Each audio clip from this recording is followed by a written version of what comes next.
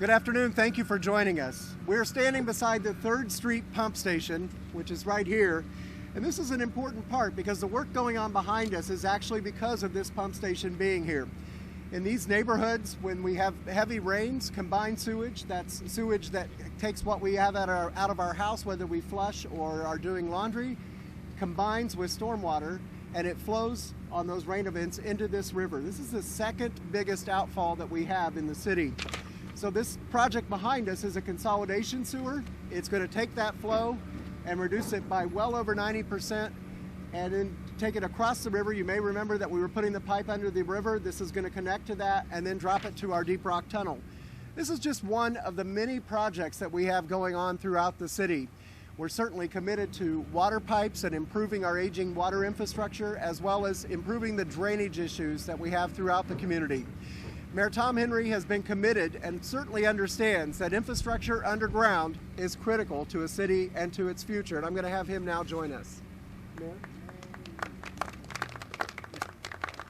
Thank you, Frank.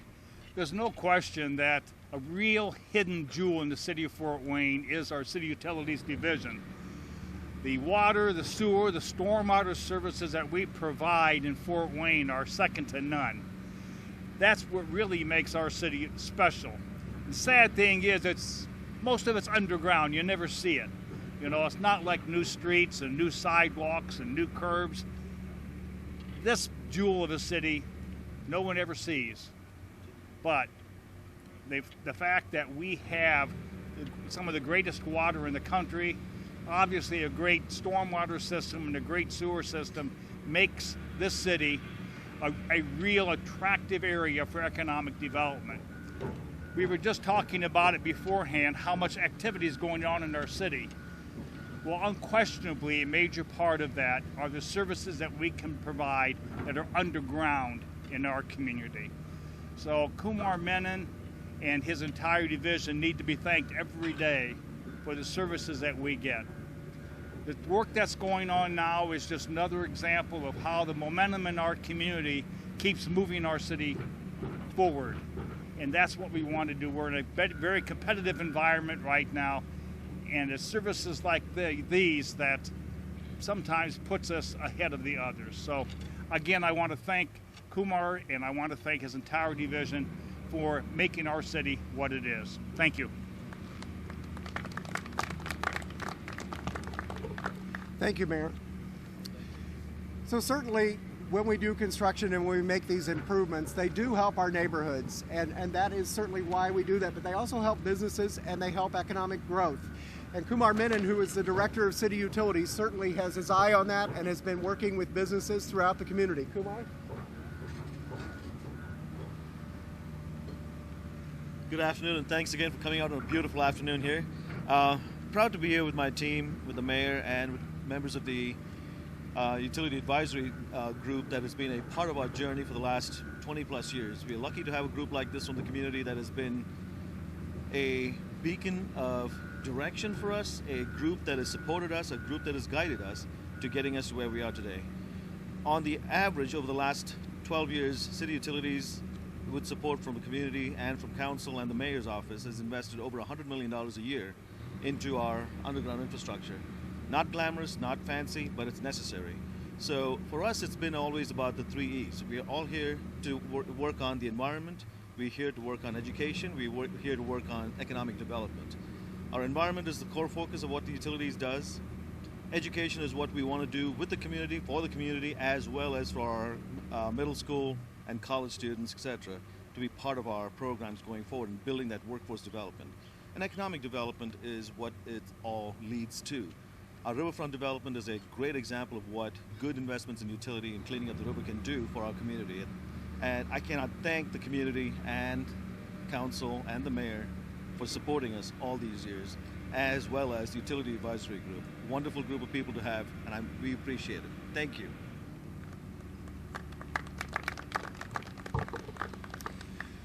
So way back in 1996, I know some of you probably weren't even born then, so we formed a sewer advisory group, and this was an organization that was made up of residents, neighborhood leaders, and business leaders. They've stayed active even to today. they are a very important part of city utilities. We now call them the Utility Advisory Group. And they certainly have been doing so many things, advising us, working with us in issues that were going on in the neighborhoods. David Coley and Dan Wire are two of those original members, and they still work with us and have volunteered many hours over the years. And I'm going to have them come forward and share a little bit about what we're doing. David and Dan? Thank you. It's a pleasure to be here today in so many different ways. It's a wonderful sight to see the city continuing to make improvements to this wonderful city we live in. It's so important that this investment goes forward. And as we realized back in 1996, citizens had to be on task. This wonderful gentleman, Dan Wire, was on the mayor's committee after the flood in 1982. And they did a report back then that basically said we need to do upgrades to the city sewer system. Well, all was given was lip service, and Dan told us at the time, he said, make sure there's accountability. Make sure citizens are involved. I'll never forget, I was at City Council. I was sitting at the council table as us citizens were talking about the needs that we needed to do to make sewer upgrades in Fort Wayne. A gentleman, a sewer councilman, was sitting on my left, and he said, you citizens are nothing but cheerleaders. I accept that very much. I've got pom-poms. I'm going to wave them because we have been working so hard to make these improvements being done at the city. Do you know who that councilman was? Anybody want to guess? Mayor Thomas Henry. And I'll tell you, he's been carrying that forward. He's been urging us, continuing to urge us to do our best to keep the city on task. What is this project going to be doing? It's going to be benefiting 3 neighborhoods, Bloomingdale, St. Mary's, and North Highlands. But what else is going to be happening here? We're also going to see some water pipe improvements. We're going to be seeing so many things happen in the city of Fort Wayne. Now, let's come now to the future. What does this mean for the city of Fort Wayne? The city that invests in itself benefits because other people want to be involved in cities like that. Do you realize the city of Fort Wayne is one of the top 5 cities in the United States as far as economic booms are concerned? Did you realize we have interest from all over the country? You know, we have interest from all over the world because of what Fort Wayne's been doing. And understand the investment that the city has been making is attracting a lot of business interest to the Fort Wayne area. And that is bearing fruit at this time, and we are so lucky to benefit from this.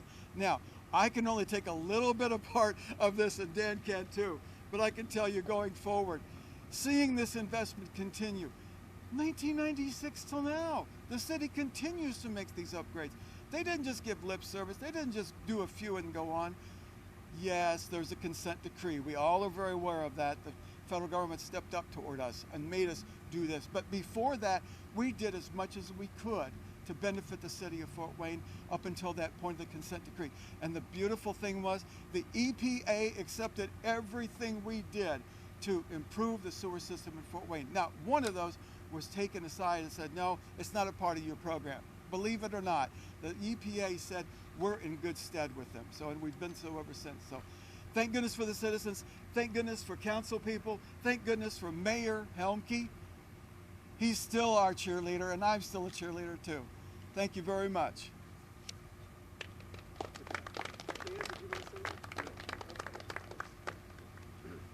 And of course, Dan is very active in our riverfront and has done a lot to encourage people to get out on the river, and he understands how important these projects are. Matthew Wirtz is our Deputy Director of Engineering, and he and his team, we have a lot of the engineering team here. They certainly have been very active this year, and Matthew's going to share a little bit about what's coming up in 2021. Matthew? Thanks, Frank. Yeah, just before I start, I was just talking, Kumar Menon was just talking to somebody, and he was just saying how much Dan Wire had taught him about our rivers. So that's pretty cool to have the support that we have from our community. So good afternoon. As residents, many of us don't think about how drinking water gets into our homes, or how the waste leaves our homes, or even what happens to all the rain and snow during the rain or after an event. That's the business of city utilities. And I can assure you we monitor our systems ensure that they're working well 24 hours a day, 7 days a week, 365 days a year. And once again this year we have many projects throughout the city and region, as we intend to invest approximately $92 million in doing about $92 million in improvements to our systems to keep them working well. Our upgrades will support businesses, our community, neighborhoods, and our families. This year we'll continue our aggressive efforts to strengthen our water delivery system by replacing water mains in neighborhoods like Hamilton, Oakdale, Covington Dells, and Five Points. We're addressing drainage issues in projects like Hessen-Cassell and in neighborhoods like Vesey, Tamarack, Lincolndale, and Oakhurst.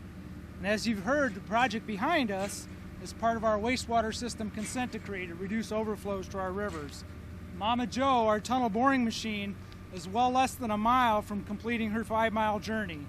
She'll finish up this summer, and the Deep Rock Sewer Tunnel, some 220 feet below us here, will be in operation by the end of 2023 as scheduled. All of our efforts are making a difference. The outfall at this location, as Frank shared earlier, overflows about 137 million gallons a year, typically, to the St. Mary's River, and we're going to reduce that by over 94%. Not always glamorous, but the work we do is essential. We have an exceptional team at City Utilities. I want to thank our team and staff for all the hard work that they do. I'm proud how we've continued to keep our projects in design, coordination, planning, and construction without missing a beat during this last challenging year. Of course, we couldn't do it without our construction team and partners, and so we're thankful for their work as well. I want to thank the Mayor and City Council for approving our funding and all the support for the neighborhoods, businesses, regional economic development, and just the future of our city with the work we're doing. Thank you.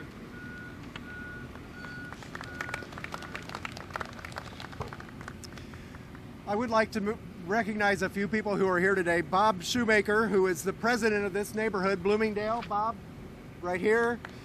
Judy Wire, who is the president of the Neighborhood Association for Wells Street for the Business Association. Sometimes I call her the mayor of Wells Street.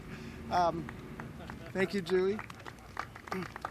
And of course we have Councilman Jeff Paddock here, and he would come up and say a few words. Jeff? You didn't tell me I was supposed to speak, Frank.